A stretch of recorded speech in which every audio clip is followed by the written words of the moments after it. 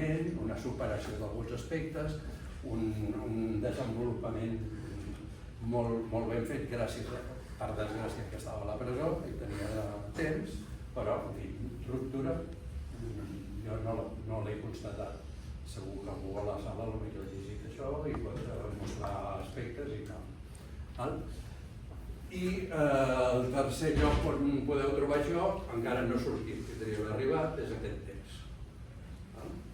Que sortirà aquest mes de juliol o l'agost o setembre, que es diu Hola Lenin, reflexions sobre la revolució.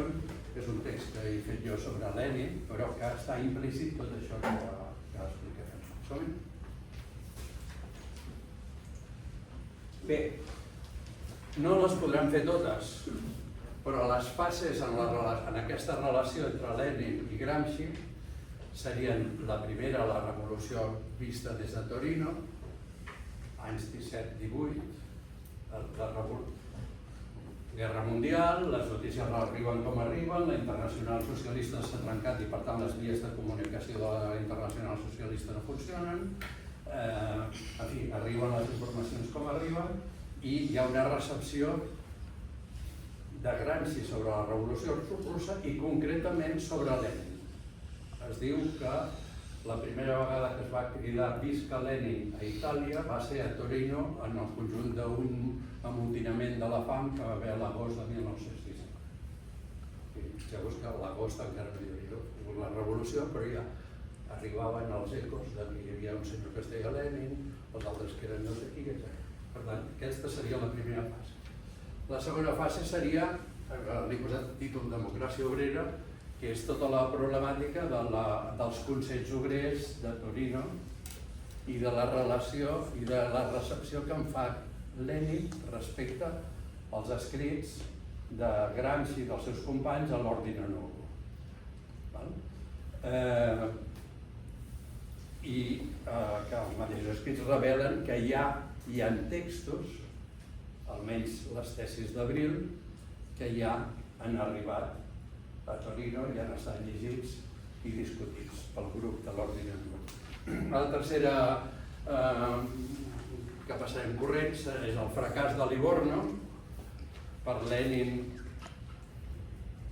fent-se l'autocrítica ell mateix i l'actitud de la Internacional al Congrés de Livorno va ser un fracàs perquè no va aconseguir arrossegar la major part del Partit Socialista Italià a les regleres de la Internacional Comunista i això té un nom a Itàlia que es diu Amadeo Bordiga.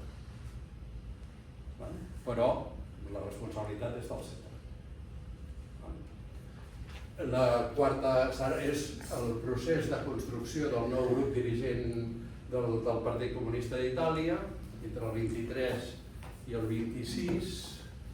És un procés en el que a nivell internacional s'està inventant el marxisme-leninisme.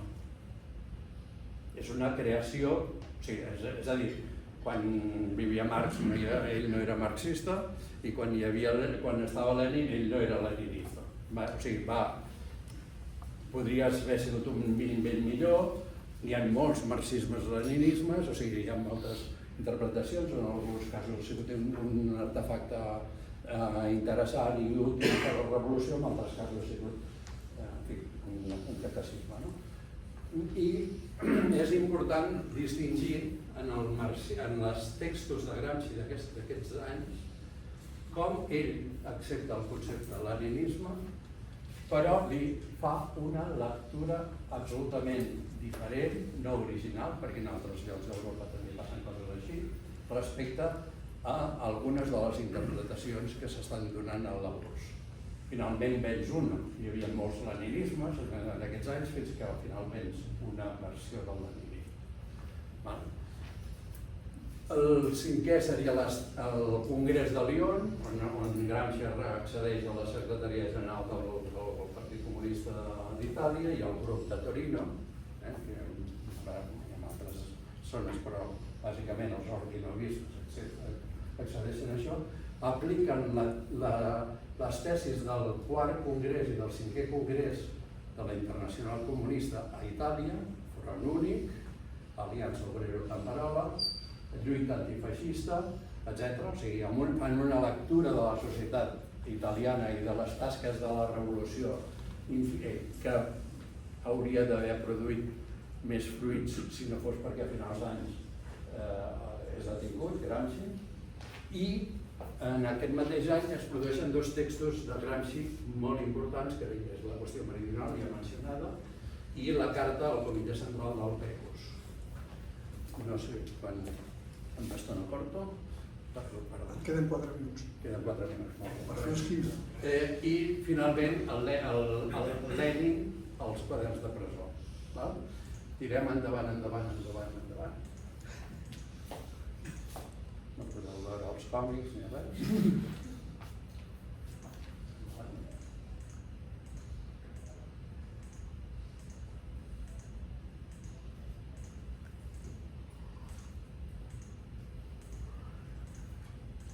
Aquí. Aquí una mica abans. Aquí. Per la presentació i pel text que està en procés de reducció de les 30.000 paraules a les 7 o 8.000 i el dilluns estarà, que s'ha d'entregar. Jo he delimitat 6 àrees temàtiques i veig que 5 àrees temàtiques i veig que m'han llistat una. Seria la relació entre Lenin i el marxisme, la filosofia de la praxis, aquests eren els quaderns, això té uns desenvolupaments que les diapositives que no veureu doncs, estaven mencionats i amb les cites corresponents. L'aportació de Lenin a la qüestió de l'hegemonia, que en parlarà l'Alejandro Fortuna, més o menys, la traductibilitat dels llenguatges polítics i filosòfics, la revolució cultural de Lenin a la reforma intel·lectual, que en parlarà el Nando, i espontaneïtat i direcció conscient, o sigui el partit segons Lenin i Gramsci. Diré 2 paraules, una de la traductibilitat, altra del tema del partit. La traductibilitat consisteix és un concepte que acunya Gramsci perquè en el 4è congrés de la Internacional Comunista, en novembre del 22, Gramsci assisteix. Té una entrevista llarga amb Lenin, que li diu que ha de ser el secretari general, però ell diu que encara no té correlació de forces procedó. Fa un treball per arribar-hi. I escolta el discurs de Lenin, en el que és l'últim discurs a la Internacional que fa Lenin, el dia novembre del 22, al març del 23 escriu l'últim text, al desembre són els textos del testament de Lenin, i per tant és l'últim discurs, en el que Lenin pren nota de la derrota de la revolució a Occident i comença a treballar amb aquest. I llavors Lenin agafa el text de les 21 condicions i un text que es va fer en el 3è congrés de la Internacional sobre què havien de ser els partits comunistes. I Lenin dedica una llarga parrafada a que els textos aquests eren textos que els russos podien entendre molt bé, però que no es podien traduir, que els comunistes d'Occident o d'altres llocs no els podien entendre, encara que els estiguessin molt ben traduïts, perquè eren textos que estaven implicats a l'estructura de classes, a les tasques polítiques, a el tipus d'organització que es necessitava per Rússia.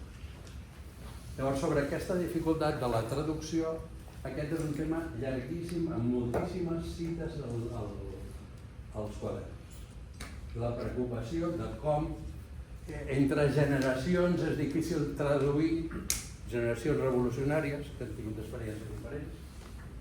Les noves generacions a vegades volen tornar a descobrir el que ja està descobert, és normal, és el que els hi toca, però en fi, que hi ha una dificultat de traducció intergeneracional o de les realitats diferents, etc. A partir d'aquí és una problemàtica en els textos gramscians molt important. Sabeu que Gramsci, a part de filòsof i polític, era filòleg també. Per tant, ens hi dona moltes obres. No puc desenvolupar. I el tema d'espontaneïtat i direcció conscient és que s'ha volgut assenyalar les dificultats. O sigui, que el model de partit de Gramsci és totalment diferent del de Lenin. No té res a veure. Lenin és un partit centralitzat, burocratitzat, etc. El comitè central tal, Gramsci és el power flower, etc. El text mostra que no. Voy tant com primera, el model de partit de Gramsci, de Lenin, el 1902 era un. El 1914 era un altre. El 17 era un altre. O sigui, no perquè si fos un capritxós o un oportunista, sinó perquè era anàlisi concreta de la realitat concreta. Per tant, no hi ha un model leninista, com alguns volen dir, fixat per sempre més en el 1900.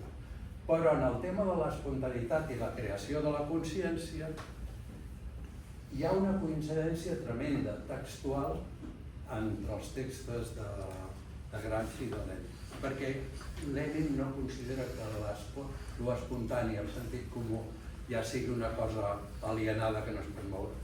Lenin considera que hi ha un nivell de consciència implícit per les masses que es pot treballar i aplicar. Per tant, aquesta seria la presentació, passa l'últim i ja estaria. L'última del paperot.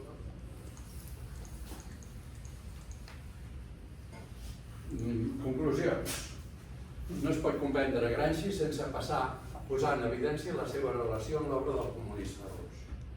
O sigui, Gramsci no va inventar hoy comienza todo. Això que sentim abans. Avui comença tot. Tot és nou, no. Gramsci es basa. Segona, Gramsci tracta de construir una teoria de la revolució occident que tanmateix aquesta teoria de la revolució va néixer a Orient. I Gramsci, com he dit al principi, tant com aquí, des del meu punt de vista, és el millor traductor de l'esperit i l'obra de Lenin al resum i a la realitat occidental. Es tracta de que el fem servir els dos sense posar-los en contraposició.